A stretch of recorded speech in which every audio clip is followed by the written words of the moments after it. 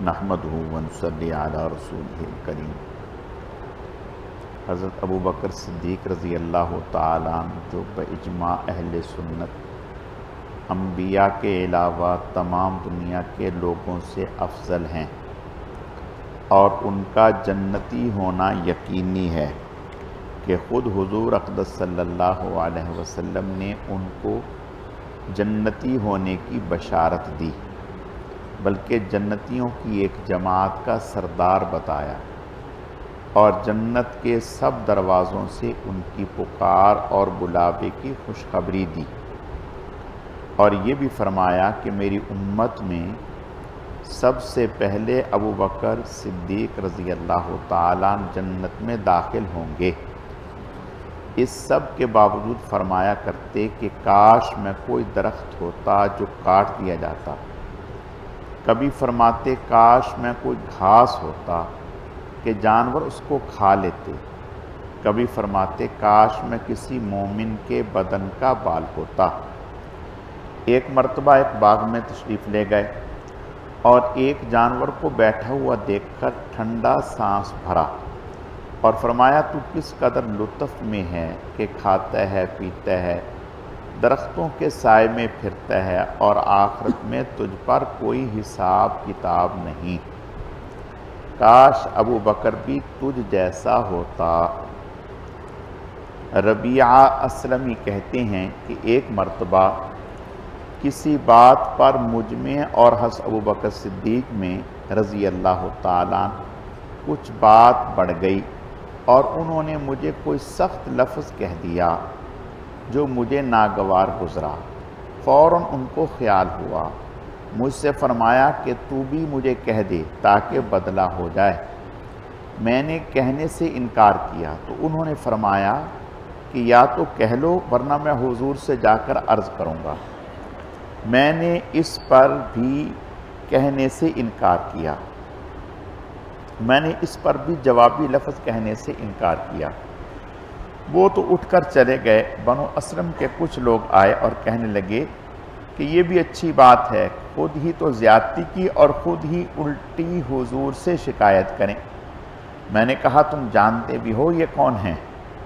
یہ ابو بکر صدیق رضی اللہ تعالیٰ عنہ ہیں۔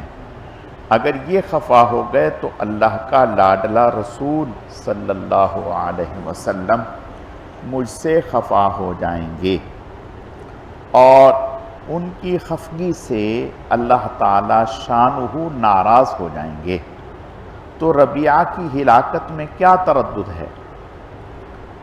اس کے بعد میں حضور صلی اللہ علیہ وسلم کی خدمت میں حاضر ہوا اور قصہ عرض کیا۔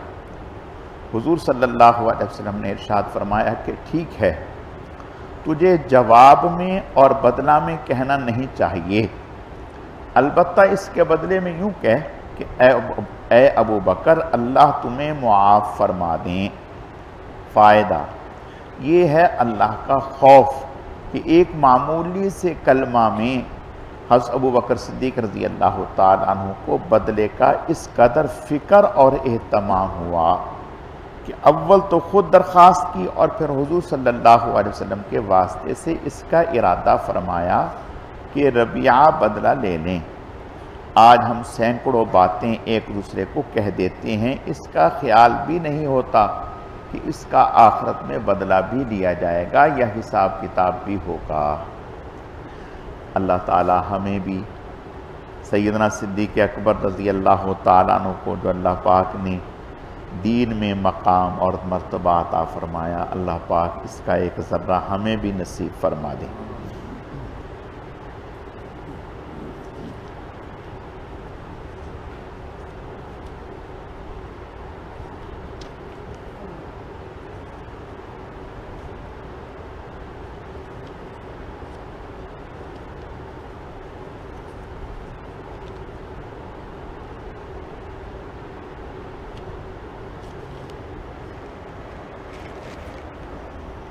عبداللہ ابن عامر رضی اللہ تعالیٰ عنہ نے حضور اقدس صلی اللہ علیہ وسلم کا ارشاد نقل کیا ہے کہ قیامت کے دن صاحب قرآن سے کہا جاوے گا کہ قرآن شریف پڑھتا جا اور بہشت کے درجوں پر چڑھتا جا۔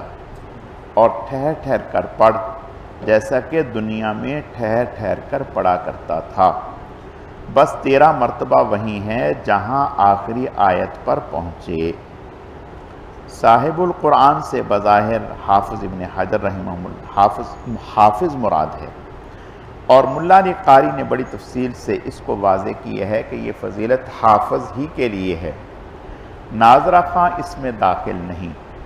اول اس وجہ سے کہ صاحب قرآن کا لفظ بھی اسی طرح مشیر ہے، دوسرے اس وجہ سے کہ مسند احمد کی روایت میں ہے حتیٰ یقرأ شیئا معہ، یہاں تک کہ پڑھے جو کچھ قرآن شریف اس کے ساتھ ہے۔ یہ لفظ اس امر میں زیادہ ظاہر ہے کہ اس سے حافظ مراد ہے، اگرچہ محتمل وہ ناظرہ خواں بھی ہے جو قرآن شریف بہت کثرت سے پڑھتا ہو۔ مرقات میں لکھا ہے وہ پڑھنے والا مراد نہیں جس کو قرآن لعنت کرتا ہو۔ یہ اس حدیث کی طرف اشارہ ہے کہ بہت سے قرآن پڑھنے والے ایسے ہیں کہ وہ قرآن کو پڑھتے ہیں اور قرآن کو لعنت کرتا ہے۔ اس لیے اگر کسی شخص کے عقائد وغیرہ درست نہ ہوں تو قرآن شریف کے پڑھنے سے اس کی مقبولیت پر استدلال نہیں ہو سکتا۔ خوارج کے بارے میں بکثرت اس قسم کی احادیث وارد ہوئی ہیں۔ ترتیل کے متعلق شاہ عبدالعزیز صاحب نور اللہ مرقدہ نے اپنی تفسیر میں تحریر فرمایا ہے کہ ترتیل لغت میں صاف اور واضح طور سے پڑھنے کو کہتے ہیں، اور شرع شریف میں کئی چیز کی رعایت کے ساتھ تلاوت کرنے کو کہتے ہیں۔ اول حرفوں کو صحیح نکالنا، یعنی اپنے مخرج سے پڑھنا تاکہ تا اور ضا نہ نکلے۔ دوسرے وقوف کی جگہ پر اچھی طرح سے ٹھہرنا تاکہ وصل اور قطع کلام کا بے محل نہ ہو جاوے۔ تیسرے حرکتوں میں اشباع کرنا، یعنی زیر زبر پیش کو اچھی طرح سے ظاہر کرنا۔ چوتھے آواز کو تھوڑا سا بلند کرنا تاکہ کلام پاک کے الفاظ زبان سے نکل کر کانوں تک پہنچیں اور وہاں سے دل پر اثر کریں۔ پانچویں آواز کو ایسی طرح سے درست کرنا کہ اس میں درد پیدا ہو جائے اور دل پر بھی جلدی اثر کرے، کہ درد والی آواز دل پر جلدی اثر کرتی ہے اور اس سے روح کو قوت اور تاثر زیادہ ہوتا ہے۔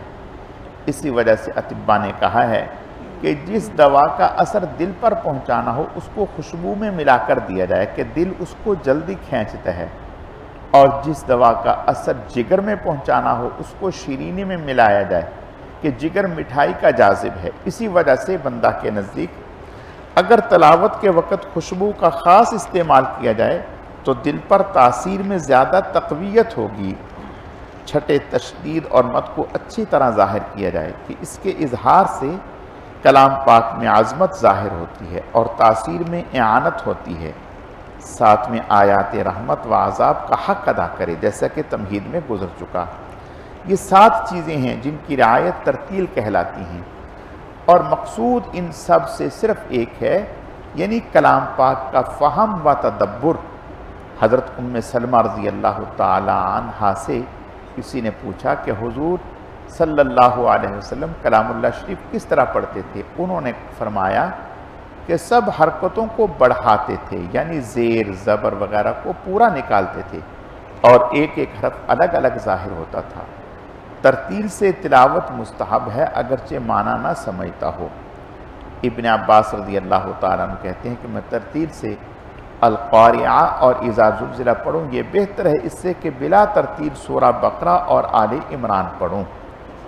شراح اور مشائخ کے نزدیک حدیث بالا کا مطلب یہ ہے قرآن پاک کی ایک ایک آیت پڑھتا جا اور ایک ایک درجہ اوپر چڑھتا جا، اس لیے کہ روایات سے معلوم ہوتا ہے کہ جنت کے درجات کلام اللہ شریف کی آیات کے برابر ہیں، لہذا جو شخص جنتی آیات کا ماہر ہوگا اتنے ہی درجے اوپر اس کا ٹھکانہ ہوگا، اور جو شخص تمام کلام پاک کا ماہر ہوگا وہ سب سے اوپر کے درجے میں ہوگا۔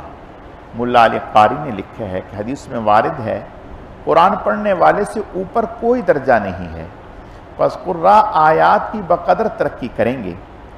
اور علامہ وانی رحمہ اللہ سے اہل فن کا اس پر اتفاق نقل کی ہے قرآن شریف کی آیات 6000 ہیں، لیکن اس کے بعد کی مقدار میں یعنی تعداد میں اختلاف ہے اور اتنے اقوال نقل کی ہیں۔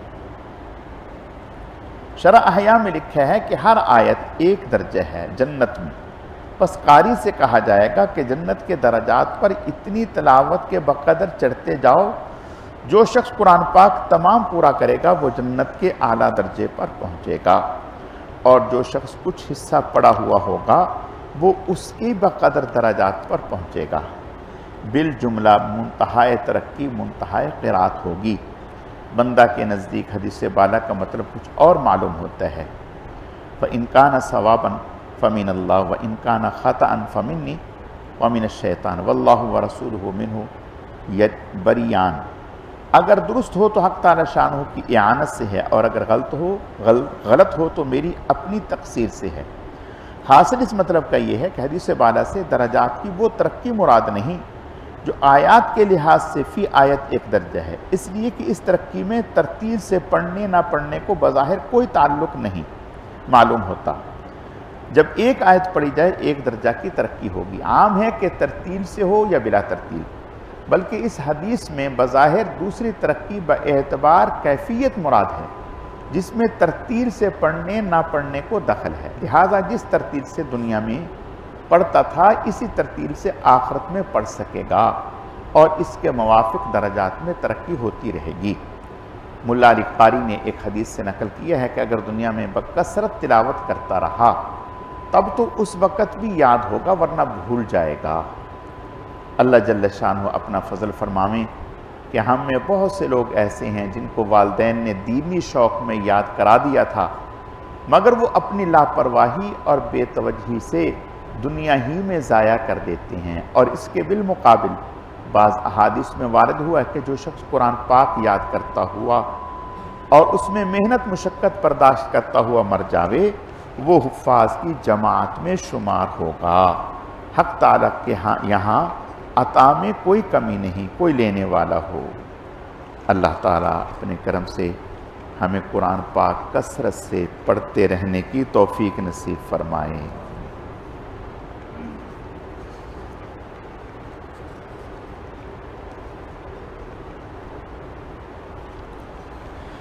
نبی اکرم صلی اللہ علیہ وسلم کا ارشاد ہے، جو شخص آذان کی آواز سنے اور بغیر کسی عذر کے نماز کو نہ جائے وہیں پڑھ لے تو وہ نماز قبول نہیں ہوتی۔ صحابہ نے عرض کیا کہ عذر سے کیا مراد ہے؟ ارشاد ہوا کہ مرض ہو یا کوئی خوف ہو۔ فائدہ قبول نہ ہونے کے یہ معنی ہے کہ اس نماز پر جو ثواب اور انعام حق تعالی شانہ کی طرف سے ہوتا وہ نہ ہوگا، وہ فرض ذمے سے اتر جائے گا۔ اور یہی مراد ہے ان حدیثوں سے جن میں آیا ہے کہ اس کی نماز نہیں ہوتی، اس لیے کہ ایسا ہونا بھی کچھ ہونا ہوا جس پر انعام و اکرام نہ ہوا۔ یہ ہمارے امام کے نزدیک ہے، ورنہ صحابہ اور تابعین کی ایک جماعت کے نزدیک ان احادیث کی بنا پر بلا عذر جماعت کا چھوڑنا حرام ہے اور جماعت سے پڑھنا فرض ہے، حتیٰ کہ بہت سے علماء کے نزدیک نماز ہوتی ہی نہیں۔ حنفیہ کے نزدیک اگرچہ نماز ہو جاتی ہے مگر جماعت کے چھوڑنے کا مجرم تو ہو ہی جائے گا۔ حضرت ابن عباس سے ایک حدیث میں یہ بھی نقل کیا گیا ہے کہ اس شخص نے اللہ کی نافرمانی کی اور رسول اللہ صلی اللہ علیہ وسلم کی نافرمانی کی۔ حضرت ابن عباس کا یہ بھی ارشاد ہے کہ جو شخص آذان کی آواز سنی اور جماعت سے نہ پڑھے، نہ اس نے بھلائی کا ارادہ کیا نہ اس کے ساتھ بھلائی کا ارادہ کیا گیا۔ حضرت ابو ہریرہ رضی اللہ تعالیٰ عنہ فرماتے ہیں، جو شخص آذان کی آواز سنے اور جماعت میں حاضر نہ ہو اس کے کان پگھلے ہوئے سیسے سے بھر دیے جاویں، یہ بہتر ہے۔ اللہ تعالی ہم سب کو نماز جماعت سے پڑھنے کی توفیق عطا فرمائے۔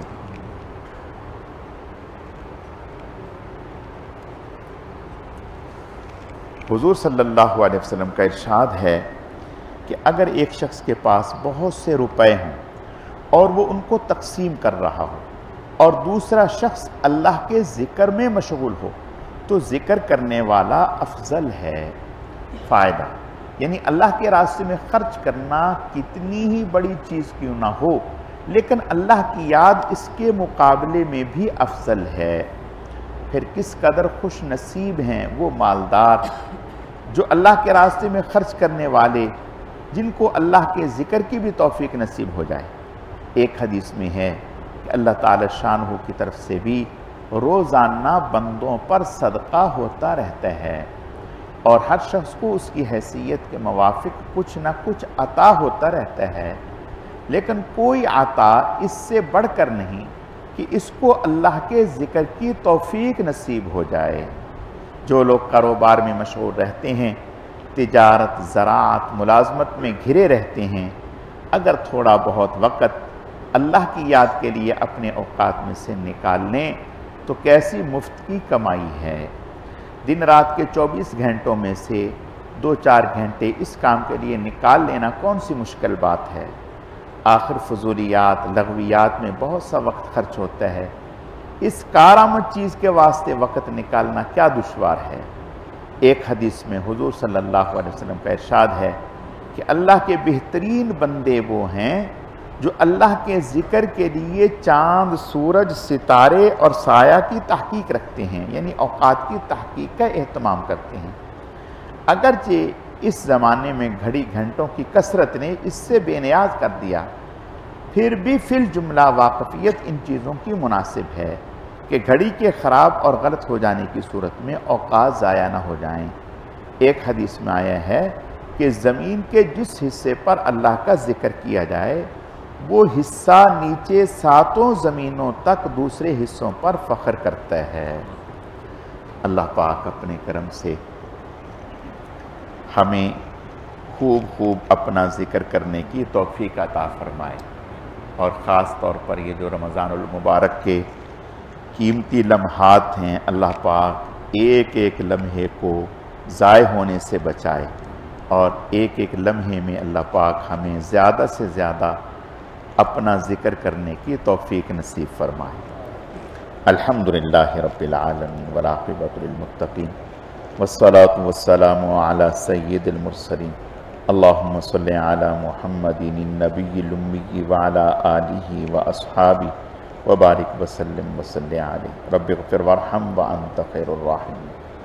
یا اللہ پاک تعلیم کے اس مبارک عمل کو اپنی بارگاہ میں بے حد قبول فرما، کمی کوتاہیوں کو معاف فرما۔